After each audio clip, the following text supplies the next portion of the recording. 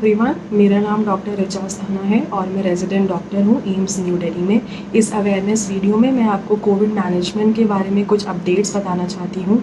AIIMS new Delhi ने अभी हाल ही में एक अपडेटेड कोविड मैनेजमेंट की गाइडलाइंस निकाली हैं, जिसको कि गवर्नमेंट ऑफ इंडिया और ministry of health and family welfare ने भी अपनी गाइडलाइंस के रूप में स्वीकार किया है। इस अपडेटेड गाइडलाइंस में एम्स न्यू दिल्ली ने कोविड को 3 श्रेणियों में बांटा है: माइल्ड, मॉडरेट और सिवियर। अब हमें जो जानने की बात है उसमें यह है कि इन तीनों कैटेगरीज़ या श्रेणियों को हम किस तरह से पहचानते हैं, मतलब कि उनके सिम्टम्स क्या हैं, उनके लक्षण क्या हैं और उनके लिए अप्रोप्रिएट मेजर्स या स्टेप्स हमें क्या लेने होते हैं। सबसे पहले मैं आपको बताऊंगी माइल्ड डिजीज़ के बारे में।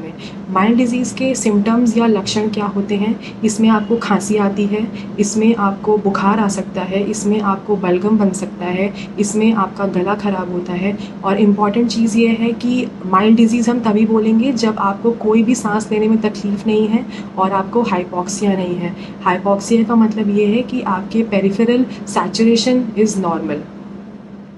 अब हमें ये जानना है कि इसकी मैनेजमेंट कैसे होती है। इसकी मैनेजमेंट में जो एम्स दिल्ली ने जो प्रपोज़ किया है वो है होम आइसोलेशन।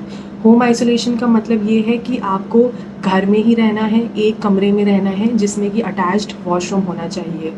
अब इसमें आपको क्या क्या बातें ध्यान रखनी है?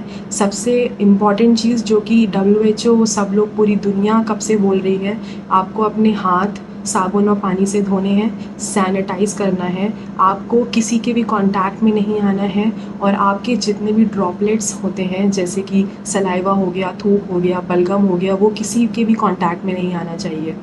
फिर यदि आपको फ़ीवर है तो आपको बुखार कम करने की दवाई लेनी है। यदि आपको खांसी आ रही है तो आपको खांसी कम करने के लिए दवाई लेनी है, जिसको कि हम लोग एंटीटसिव्स बोलते हैं। फिर आपको अपना सैचुरेशन को मेजर करना होता है, जिसके लिए सैचुरेशन प्रोब आता है, जिसको कि आप अपनी उंगली में लगाते हैं और उसमें डिस्प्ले करता है या शो करता है कि आपका पेरिफेरल सैचुरेशन कितना है। आपका पेरिफेरल सैचुरेशन 90% या 90% से ज़्यादा होना चाहिए। अब इन सब चीज़ों के बाद आपको जो ध्यान रखना है कि कब आपको अस्पताल में भर्ती होने की ज़रूरत है। अब जैसे कि आपको पता है कि अभी आप हर जगह न्यूज़ चैनल पे, सारे सोशल मीडिया प्लेटफॉर्म पे आ रहा है कि बेड्स की कितनी अनअवेलेबिलिटी है, ऑक्सीजन सप्लाई कहीं नहीं है, वेंटिलेटर्स नहीं है।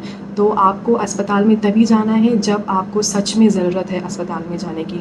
और वो आपको कैसे पता चलेगा? यदि आपको बहुत तेज़ बुखार आ रहा है जो कि 5 दिन से ज़्यादा हो चुके हैं और वो ठीक नहीं हो रहा दवाई लेने के बाद भी, यदि आपको बहुत ज़्यादा खांसी है, बलगम बन रहा है जो कि परसिस्टेंटली हो रहा है, 5 दिन तक हो गया है, दवाई लेने के बाद भी ठीक नहीं हो रहा है, या फिर आपका पेरिफेरल ऑक्सीजन सैचुरेशन जिसको कि हम लोग SpO2 बोलते हैं वो 90% या उससे कम है, तब आपको अस्पताल में जाना है।